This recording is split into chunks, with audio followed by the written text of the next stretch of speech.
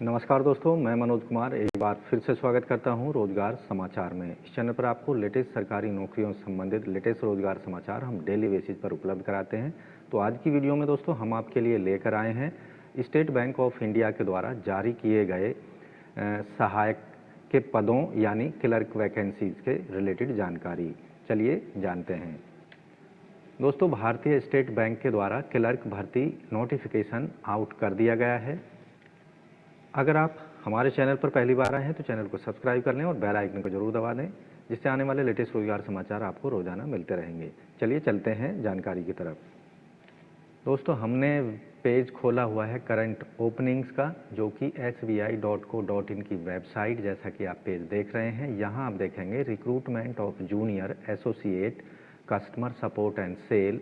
Online आवेदन करने की डिटेल यहाँ आपको दिखाई देगी। 7 दिसंबर तक ऑनलाइन आवेदन किए जा सकते हैं, केवल 7 दिन बचे हैं। और यहाँ आप डाउनलोड कर सकते हैं एडवर्टाइजमेंट को हिंदी और इंग्लिश दोनों भाषाओं में।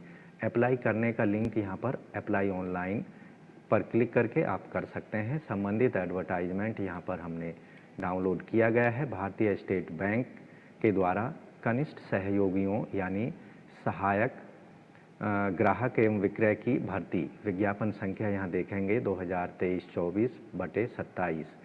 ऑनलाइन आवेदन करने की अंतिम तिथि है 7 दिसंबर 2023 तक। केवल भारतीय महिला और पुरुष दोनों से ऑनलाइन मोड में आमंत्रित किए जा रहे हैं आवेदनों को कनिष्ठ सहयोगियों के अंतर्गत।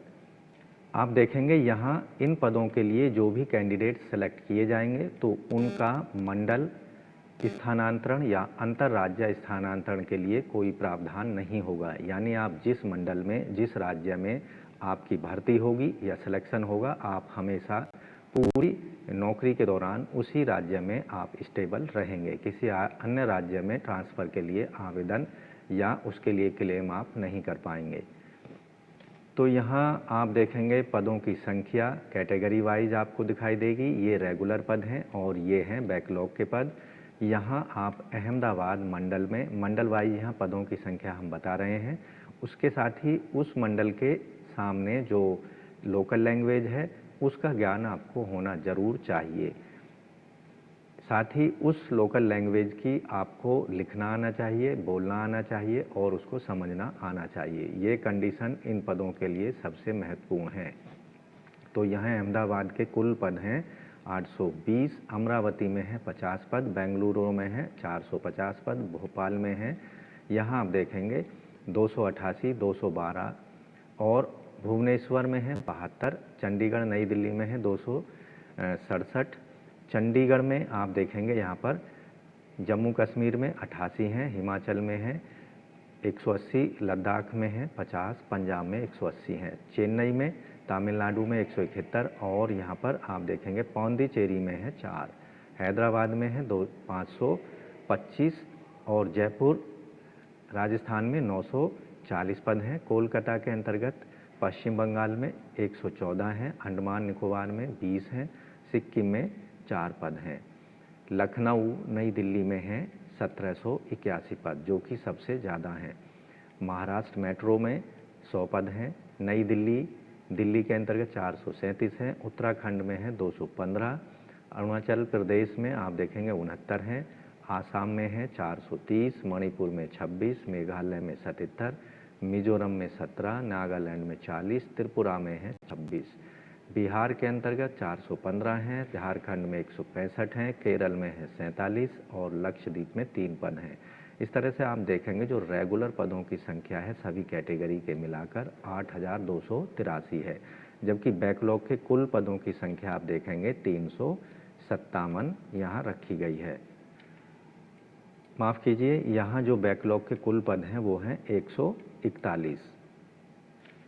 तो दोस्तों, जूनियर एसोसिएट यानी क्लर्क के पदों के लिए आयु सीमा की गणना 1 अप्रैल 2023 के आधार पर की जाएगी। आवेदक का जो कम से कम आयु है वो 20 साल होनी चाहिए और अधिकतम 28 साल होनी चाहिए। यानी आवेदक का जन्म 2 अप्रैल 1995 के पहले का नहीं होना चाहिए और 1 अप्रैल 2003 के बाद का नहीं होना चाहिए। इन दोनों में जो दोनों तिथियां हैं वो सम्मिलित होंगी। यहाँ अधिकतम आयु सीमा में जो छूट दी जाएगी SC ST को आप देखेंगे 5 साल की, अन्य पिछड़े वर्ग को 3 साल, PWD को 10 साल तक की, भूतपूर्व सैनिकों को यहाँ पर 3 साल तक की छूट दी जाएगी, विधवा तलाकशुदा महिलाओं को 7 वर्ष तक की, SBI के प्रशिक्षित प्रशिक्षु को यहाँ कैटेगरी वाइज जैसे SC ST को 6 साल, OBC को जो अधिकतम आयु सीमा में 4 साल, सामान्य EWS को 1 साल, PWD को 16 साल और PWD अन्य पिछड़े वर्ग को 14 और सामान्य EWS वर्ग के PWD को 11 साल तक की अधिकतम आयु सीमा में छूट दी जाएगी। अब बात करते हैं शैक्षिक योग्यता, जिसकी गणना 31/12/2023 जो कि ऑनलाइन आवेदन करने की अंतिम तिथि है के आधार पर की जाएगी। आवेदक ने किसी मान्यता प्राप्त विश्वविद्यालय से किसी भी विषय में स्नातक की उपाधि उपलब्ध की हो या पास की हो। ऐसे कैंडिडेट जो कि ग्रेजुएशन की अंतिम वर्ष या सेमेस्टर की परीक्षा दे रहे हैं वो भी इन पदों के लिए आवेदन कर सकते हैं, लेकिन उन्हें 31/12/2023 या उससे पहले स्नातक परीक्षा पास करने का प्रमाण पत्र या सर्टिफिकेट देने होंगे। दोस्तों, अब बात करते हैं चयन प्रक्रिया की। इन पदों के लिए प्रारंभिक और मुख्य परीक्षा का आयोजन किया जाएगा। साथ ही जो लोकल परीक्षा होगी भाषा की, उसको भी कैंडिडेट को पास करना होगा। प्रारंभिक जो चरण होगा, प्रथम चरण की जो परीक्षा होगी प्रारंभिक परीक्षा यानी प्रिलिमिनरी एग्जामिनेशन 100 अंकों का होगा, वस्तुनिष्ठ प्रकार का यानी MCQ टाइप के प्रश्न पूछे जाएंगे। 1 घंटे का समय मिलेगा परीक्षा के लिए। इसमें 3 खंड होंगे। पहले खंड में अंग्रेजी भाषा के 30 प्रश्न 30 अंकों के होंगे, 20 मिनट दिए जाएंगे। संख्यात्मक अभिक्षमता के लिए 35 प्रश्न 35 अंकों के 20 मिनट समय मिलेगा। तर्क ज्ञान क्षमता के लिए 35 प्रश्न पूछे जाएंगे 35 अंकों के और 20 मिनट समय दिया जाएगा। टोटल प्रश्नों की संख्या होगी 100 और टोटल निर्धारित अंक होंगे 100। कुल समय दिया जाएगा परीक्षा के लिए 1 घंटे का। ये सभी प्रश्न जो होंगे बहुविकल्पीय होंगे। प्रत्येक गलत उत्तर के लिए 1/4 अंक यहाँ पर काट लिया जाएगा, यानी नेगेटिव मार्किंग भी आपको यहाँ पर बर्दाश्त करनी पड़ेगी। मुख्य परीक्षा के लिए प्रारंभिक परीक्षा में कैटेगरी वाइज लगभग 10 गुना कैंडिडेटों को पास किया जाएगा। दूसरे चरण की जो परीक्षा होगी मुख्य परीक्षा होगी, ये भी MCQ टाइप यानी मल्टीपल चॉइस प्रश्न पूछे जाएंगे। इसमें 4 भाग होंगे। सामान्य वित्तीय जानकारी पर आधारित 50 प्रश्न पूछे जाएंगे 50 अंकों के, 35 मिनट समय दिया जाएगा। साधारण या सामान्य अंग्रेजी के 40 प्रश्न होंगे 40 अंकों के, 35 मिनट मिलेंगे। परिमाणात्मक अभिक्षमता के लिए 50 प्रश्न होंगे 50 नंबरों के, 45 मिनट समय दिया जाएगा। तर्क बुद्धि और कंप्यूटर पर आधारित 50 प्रश्न होंगे और 60 अंकों के होंगे, 45 मिनट का समय मिलेगा। टोटल प्रश्नों की संख्या होगी 190 और टोटल निर्धारित होंगे अंक 200। टोटल समय दिया जाएगा 2 घंटे 40 मिनट का। क्योंकि सेकंड स्टेज की या मुख्य परीक्षा जो है वो भी बहुविकल्पीय वस्तुनिष्ठ प्रकार की होगी, इसलिए यहाँ भी नेगेटिव मार्किंग रखी हुई है। हर गलत उत्तर के लिए 1/4 अंक काट लिए जाएंगे। ऐसे कैंडिडेट जो कि प्रारंभिक और मुख्य परीक्षा में सफल होते हैं उनको मूल्यांकन कौशल मूल्यांकन परीक्षा यानी ट्रेड टेस्ट उत्तीर्ण करना होगा। SBI NSDC या BFSI के द्वारा संयुक्त रूप से राष्ट्रीय प्रशिक्षु प्रमाण पत्र आवेदक के पास होना चाहिए।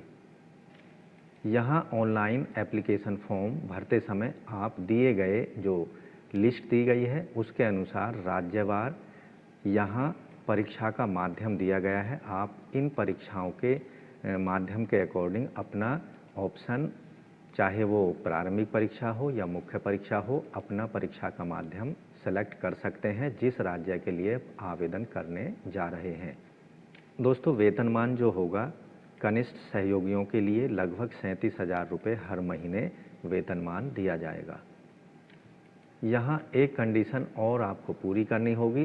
10वीं या 12वीं की परीक्षा में आपने जिस लोकल लैंग्वेज का चयन किया है उसको पास किया होना चाहिए और आपकी 10वीं या 12वीं की जो अंक पत्र हैं या फिर मार्कशीट है उसमें वो पर्टिकुलर लोकल लैंग्वेज दी होनी चाहिए।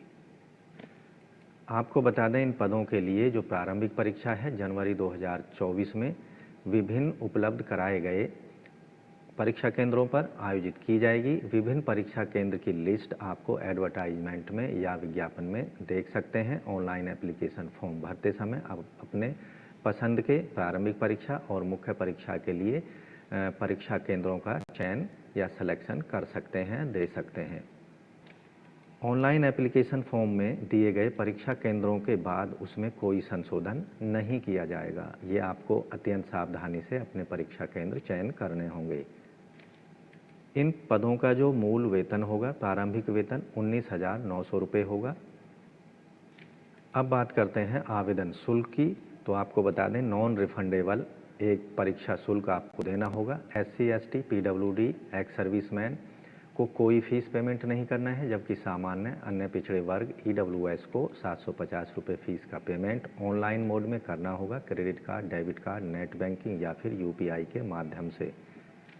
अब बात करते हैं एप्लीकेशन फॉर्म ऑनलाइन आपको कैसे भरने हैं। तो सबसे पहले आपको जाना होगा bank.sbi.web कैरियर करंट ओपनिंग पर या फिर sbi.co.in पर करंट ओपनिंग वाला पेज ओपन कर लेना है।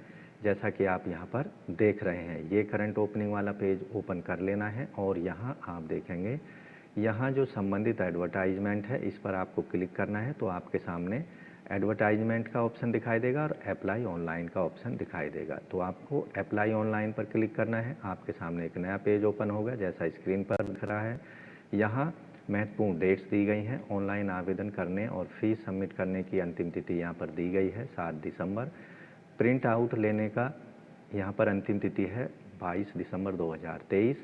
ऑनलाइन आवेदन करने के लिए यहाँ रजिस्ट्रेशन आप करा सकते हैं, इस पर क्लिक कर देना है। इस तरह का पेज आपके सामने ओपन होगा। यहाँ 6 स्टेप में आपको एप्लीकेशन फॉर्म कंप्लीट करना है। पहले स्टेप में बेसिक इन्फॉर्मेशन, कैंडिडेट का नाम, mother's name, father's name, mobile number, email ID, ये सभी प्रोवाइड करा देनी है। दिए गए कैप्चा को यहाँ पर डाल देना है, सेव नेक्स्ट पर क्लिक कर देना है। इससे आपको एक रजिस्ट्रेशन नंबर और पासवर्ड आपके पास आ जाएगा। उसका इस्तेमाल करके आप लॉगिन कर सकते हैं और डिटेल एप्लीकेशन फॉर्म भर सकते हैं, या फिर आप कंटिन्यूटी में भी यहाँ पर अन्य स्टेप्स को कंप्लीट कर सकते हैं। दूसरे स्टेप में फ़ोटो सिग्नेचर अपलोड कर देने हैं। तीसरे स्टेप में आपको अन्य डिटेल, एजुकेशनल क्वालिफिकेशन, एक्सपीरियंस, आयु सीमा, इन सब से संबंधित डिटेल डाल देनी है। चौथे स्टेप में जो भी डिटेल आपने प्रोवाइड कराई है उसका प्रीव्यू देख लेना है। पाँचवें स्टेप में अन्य डॉक्यूमेंट जो अपलोड करने के लिए कहा जा रहा है उनको अपलोड कर देना है। लास्ट का स्टेप 6 स्टेप में आपको फ़ीस पेमेंट कर देनी है और फाइनली अपना एप्लीकेशन फॉर्म को सबमिट कर देना है। अंतिम तिथि है 7 दिसंबर 2023 तक। तो इस तरह से दोस्तों भारतीय स्टेट बैंक के अंतर्गत क्लर्क या जूनियर एसोसिएट के पदों के लिए आप ऑनलाइन मोड में, केवल ऑनलाइन मोड में अपने एप्लीकेशन फॉर्म को सबमिट ज़रूर कर दें। अगर आप भी क्लर्क या जूनियर एसोसिएट पदों का हिस्सा बनना चाहते हैं या फिर स्टेट बैंक को ज्वाइन करने की इच्छा रखते हैं, तो अंतिम तिथि है आवेदन करने की ऑनलाइन मोड में 7 दिसंबर 2023 तक। तो दोस्तों आशा करते हैं पदों के संबंध में उपलब्ध कराई गई जानकारी आपको अच्छे से समझ जरूर आ गई होगी। साथ ही आपको वीडियो अच्छी लगी होगी, इसलिए वीडियो को एक लाइक कर दें। अपने दोस्तों में आप ज़रूर शेयर कर सकते हैं जो भी सरकारी नौकरियों की तलाश में है। साथ ही आपसे निवेदन है, पहली बार चैनल पर आए हैं तो चैनल को सब्सक्राइब जरूर कर लें और बेल आइकन को जरूर दबा दें, जिससे आने वाले लेटेस्ट रोजगार समाचार आपको डेली बेसिस पर हम उपलब्ध कराते रहेंगे, ऐसा हमारा आपसे वादा है। और आप समय पर ऑनलाइन या ऑफलाइन मोड में विभिन्न सरकारी विभागों के अंतर्गत आने वाली लेटेस्ट सरकारी नौकरियों के लिए आवेदन कर सकेंगे। तो मिलते हैं लेटेस्ट रोजगार समाचार लिए नई वीडियो में, तब तक के लिए धन्यवाद। आपका दिन शुभ हो। चैनल छोड़ने से पहले चैनल को सब्सक्राइब करके बेल आइकन को जरूर दबा दें।